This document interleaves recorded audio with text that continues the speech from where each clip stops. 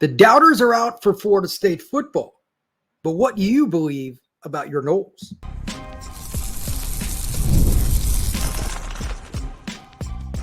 You are Locked On Seminoles, your daily podcast on the Florida State Seminoles. Part of the Locked On Podcast Network, your team every day.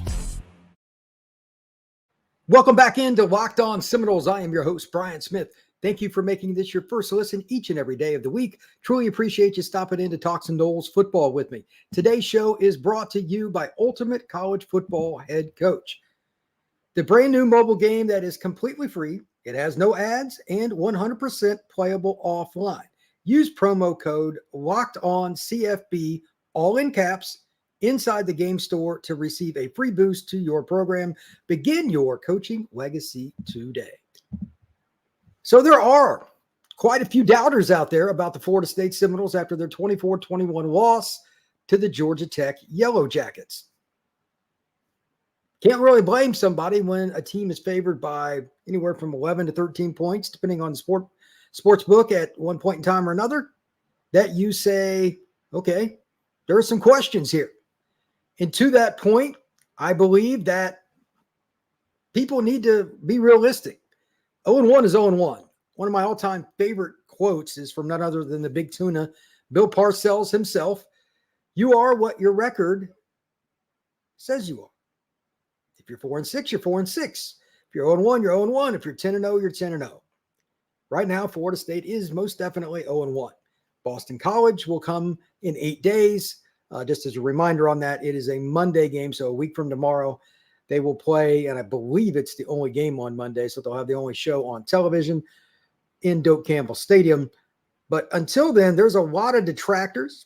If you go around fans, obviously certain famous Florida State players who talk a lot, one Danny Cannell in particular. If you go check out Danny's X handle right now, it's pretty entertaining. He eggs it on to a certain degree, but that's entertaining. Danny's fun. But there are a lot of people that are doubting Florida State. This podcast is about figuring out where we stand individually, not collectively, because everybody's got a different opinion. I'm not going to sit here and try to convince somebody. I am in the middle ground. I'm probably the rarest of people because I need more evidence in multiple directions before I say anything. But I am going to ask a couple critical questions that I personally have, and I want you folks to comment on it. This is not going to be the longest podcast. It's a unusual Sunday pod. I'm going to do Sunday pods all year round, but this is really unique because I don't think anybody outside of the Georgia Tech locker room really saw this coming. So again, main theme, how do you feel about the Noles going forward? To help this, before I go into discussion points, I'm going to pull up here in just a second a poll that I put up on Locked On Seminoles X handle. And before I do that, again, opinions vary. I'm going to put up some commentary that is somewhat pro FSU, somewhat definitely not pro FSU, and I just want you to comment on it. That is the theme. So, excuse me. But with that being said, let's look at this broad base and not just jump to conclusions too.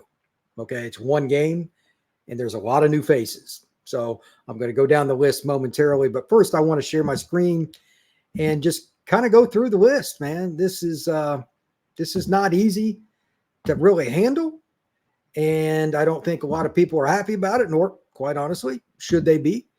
But there's the poll.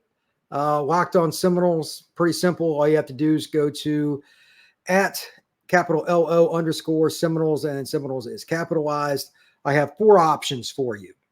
Number 1 is 9-3. There's an 8-4. There's 10-2, and there's an 11-1. If you have just one of those 4, you want to get 4 options you can use on X. If you have one of those 4 options, so anywhere from 8-4 to 11-1, which one are you most likely to go with? Right now, and it's not been up for very long, just so you know, the runaway is 8-4. 8-4 for the Noles. I'm a little bit surprised by that. Now, just to be clear, I'm going to quote myself here on how I posted this on Locked On Seminoles. After the loss to Georgia Tech, how much faith do Noles fans have in their favorite team? Well, of course, like Miami and Florida fans can vote too. I can't stop that. So this poll may be a little jaded, but I'm curious what you think. Please stop by and comment on it. You can go ahead if you would like and register your vote, whatever it may be. But I'd appreciate if you would subscribe to the Locked On Seminoles X handle. So let's dive into some of the commentary in regards to what is and what is not being said about the Noles right now. I'm going to go through a list of people that write. This is people that a lot of you will know because most of them are Florida State writers, ESPN, etc. But I'm going to start off with an interesting comment from Jordan Silversmith. He writes about Florida State. In regards to Norvell, he brought up a quote or comment that I'm quoting here that I think is very, very important. And it's one that I want to know too. It's like he was reading my mind. Because except for that drive in the fourth quarter, by the way, that drive was fantastic. The money shots that DJ threw, you got to give him props.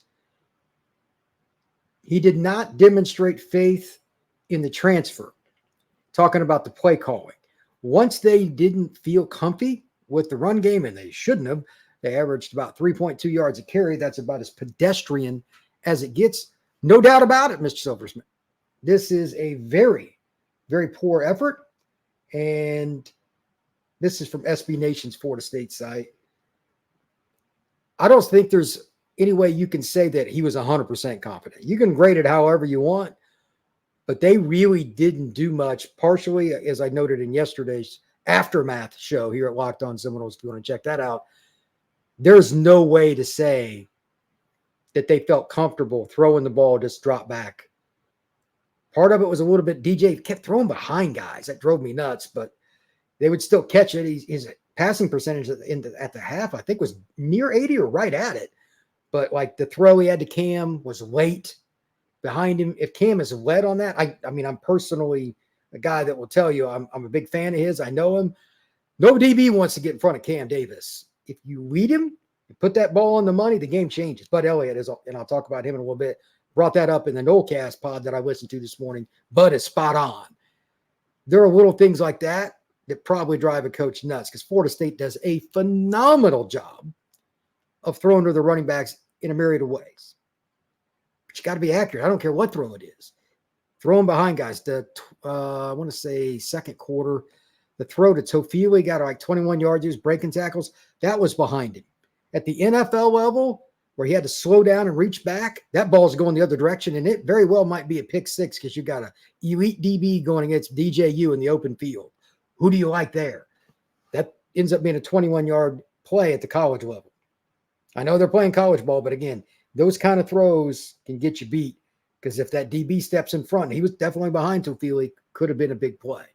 How much faith does Norvell have in DJU? He's not going to say anything publicly. If you're looking to read the tea leaves, the press conference, I went through some of that. You're wasting your time. He's in a terrible spot. So no matter what you think, you're not going to gain anything. You're not going to glean anything from the press conference. So it is what it is. But this is the biggest question for me. You cannot run your offense scared, especially when you're an aggressive play caller and an aggressive offensive-minded coach like Norvell. Side note here, Atkins did not get to be at this game in the booth. Buddy of mine that I talked to, he does not cover Florida State, but he respects Norvell a lot, thinks that was a big negative. I don't know. I don't have a huge opinion on it because Atkins could game plan for this all offseason, not being there. So I don't think it's as big as my buddy thinks it is, but he also brought that up. I just want to throw that out. He does work in media. So again, what do you think? Norvell have enough confidence? Are they going to change the game plan moving forward against BC, et cetera? It's something to think about. Real quick on a second thing here, Pete Thamel from ESPN brought up a really wild stat. I don't know how I didn't notice this. Haynes King, 15 carries and 16 passes. So Georgia Tech didn't have a lot of faith in their own pass game. So you can get it done. So it still comes back to something. And Brent Key brought it up, run the ball or something like that. He said after the game, kind of like an old Southern drawl or whatever. Florida State didn't run the ball as well, not even close. I believe Tech averaged 5.3 yards per tote, which is horrific on Georgia or on Florida State's part. And you know what? That's them. But you got to give credit to Tech too. They give out scholarship. The Haynes kid we talked about a bunch. He's really good. But that's something a lot of people have beat on. Every pod that I've listened to, every comment that I've seen on TV, anything has went and taken shots at the D-line. I'm not going to defend it. I'm not going to go into it. I just think that's steadfast. You can't feel good about where Florida State's D-line is compared to what the expectations were after Saturday's game. Not realistically. There's just no way I can feel comfy with that. That's just my take. I'm not gonna change that. If you want to argue it, you jump right in. But I don't see how that's a part of it. Here in just a second, we're going to talk about a comment from one Kirk Herbstreit. We're going to talk about a couple other key people, Bud Elliott, etc. right here on Locked On Seminoles. Hey, Locked On Florida State fans, I want to give you a moment and a heads up on the brand new mobile game that I think you're going to love just as much as myself, Ultimate College Football Head Coach. This amazing game is a simulation where you get to step into the shoes of a head coach and lead your college football program to glory. Recruiting players and hiring coaching staffs to overseeing training camps and handling school scholarships, you control every crucial detail of the program. It's all in your hands. And here's what everybody should love about the game. You are responsible for calling the offensive plays. Your strategy will not only determine the success of your season, but shape the future and legacy of your program. Ultimate College Football Head Coach is completely free, no ads, 100% playable even if you're offline, and you can play on the go as you want, whenever you want. Of course, we also have a special offer for your Locked On Florida State fans. Use the promo code LOCKEDONCFB, all in caps, inside the game store to receive a free boost for your program. Make sure to take advantage of all the perks to get your team off to a great start. Download the game. Just visit ultimate-cfb.com. Again, ultimate-cfb.com, or look it up on the App Store.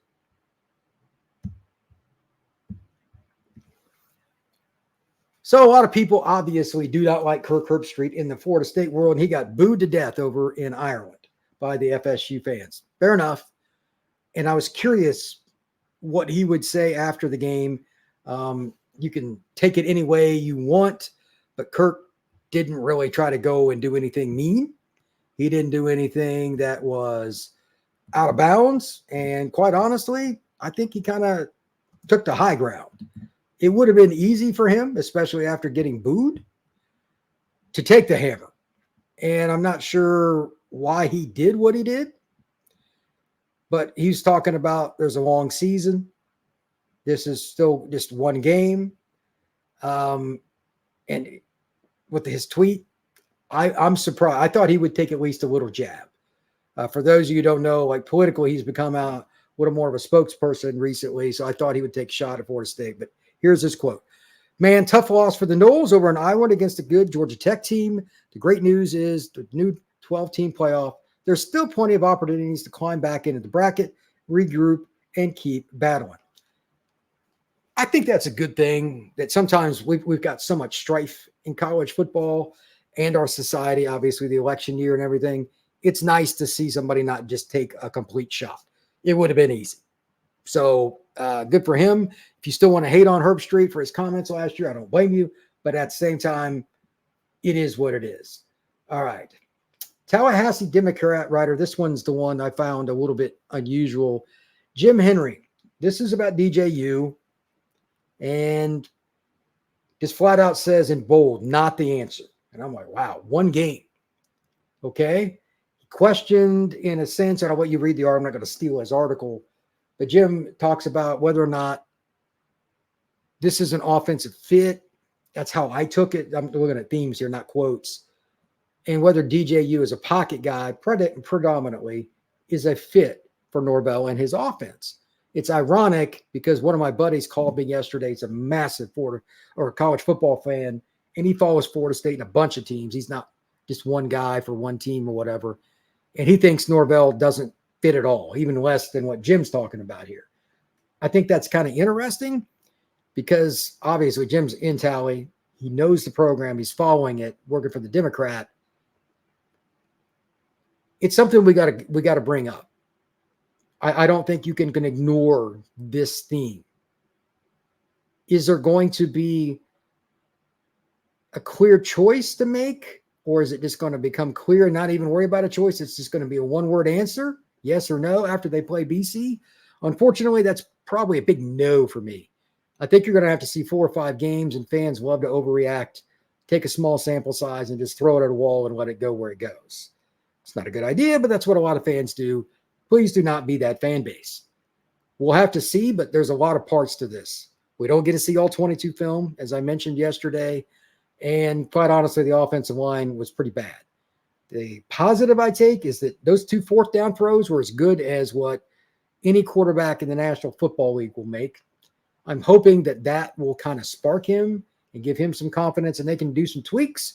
Obviously, with the pass protect, I don't care who your quarterback is. That's got to get a lot better. And they could move forward. An additional point, Hakeem, I'm hoping is back for this next game. I haven't heard anything. But injury reports are always paramount. It's the number one reason you win or lose, injuries. I do not know the injury report coming out of the game, and I certainly don't know the injury report for the Noles before BC just yet, but they're going to get another player back, hopefully sooner than later. That's a playmaker. Moving on, let's talk a little bit about Bud Elliott. He had the broadest take. He does the Nole Cast. It's a tremendous Florida State podcast. I'm sure many of you listen to it, and if you haven't, you probably should. Bud's a friend of mine, and he tells it like it is. He openly admitted that he took a lot of shots before the season for saying he didn't think Florida State's receivers were all that good. And if anybody took a shot at Florida State, it was him. He's like, I kind of told you. This is what we saw coming in. Why are you surprised? Well, Bud looks like he's kind of got that right. I've actually got some stats up here. I guess I could throw that out here. Receivers, Douglas 4 for 55, Vincent 4 for 39, Brown 2 for 11, Kentron had 1 for 15, Jalen Lucas had 1 for 5, and we're done. Jalen Lucas, I consider a receiver just as much as a running back, but the receiver corps didn't show up very much against Tech. And my concern is with Bud's comment that he's right, because while Tech's defense is pretty good, and I think Santucci's a rising star, the defensive coordinator for Tech, they don't have a guy out there you go, you're our guy, you're going to play on this half of the field, we're going to play man, on this half zone. It's more NFL stuff, but they don't have that. They don't have that guy.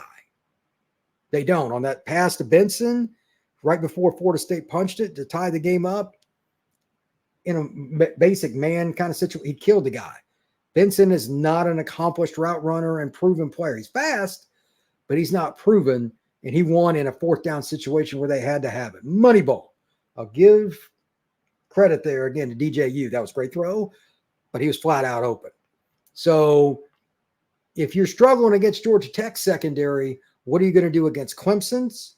What are you going to do against Notre Dame's and Miami's? Those first 2 in particular have multiple guys that have a chance to get drafted.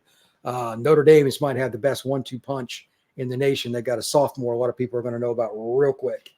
So Florida State's receiver corps has got to grow up. Next, linebacker. I haven't studied this as much, and I'm just going to pass this along.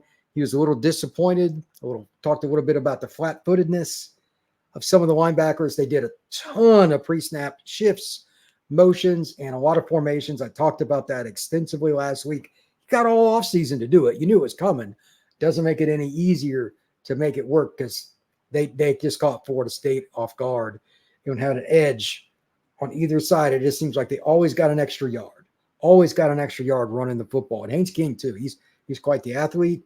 Florida State's linebackers were not great. They just couldn't get the tackles for loss. As a matter of fact, defensively, Florida State's defense was credited with 3 tackles for loss. That is beyond pedestrian. That is horrible, and no sacks. That's absolutely terrible. The offensive line, he made mention of, both guys played at right tackle and things didn't go well. There's nothing else that I haven't already talked about there. That's a concern. In his own take on DJU, he just said that he thought DJ was pretty good in some spots, especially that last drive. But from an overall perspective, he thought he was slightly below what he thought he would be. That's unfortunate, but to be honest, I can't really say that he's wrong about any of that. And to be honest, overall, there isn't a position that I say Florida State was up from my expectations. That might be my biggest concern. And that leads to my last point. From War Chant, Aswin brings up, Knowles grade out at 59.6% as a team. I'm just going to be real blunt for those of you who don't know. That ain't good. That's really porous, and they're in trouble if they just don't tighten up. It's a lack of effort in some capacity. Some credit goes to Georgia Tech. And then finally, some of it's got to go on the coaches too. Georgia Tech outcoached them. Brent Key and his staff deserve a world of credit. Nothing wrong with admitting that. He's a good football coach. I don't think he's going to be at Georgia Tech very long. If I was to guess, he'll be in the NFL or an SEC team within 3 years. That is my strong guess. I hope I'm wrong. It'd be kind of cool to have somebody different be good instead of a guy just jump into another league. Wouldn't even be surprised if Florida tried to grab him. But that's my prediction, is that he's going to be at Georgia Tech pretty short. Tomorrow's show, I don't know exactly what I'm going to do, but I am going to tell you this. It's not going to be the BC start. Again, because it's a Monday game. We're over a week away from the time this is going to post to playing the Eagles. I don't see any reason to quite go into that. Probably going to do a little more big box stuff and talk some recruiting. And then once we get to Tuesday, 100%, I'll be more than happy to dive in.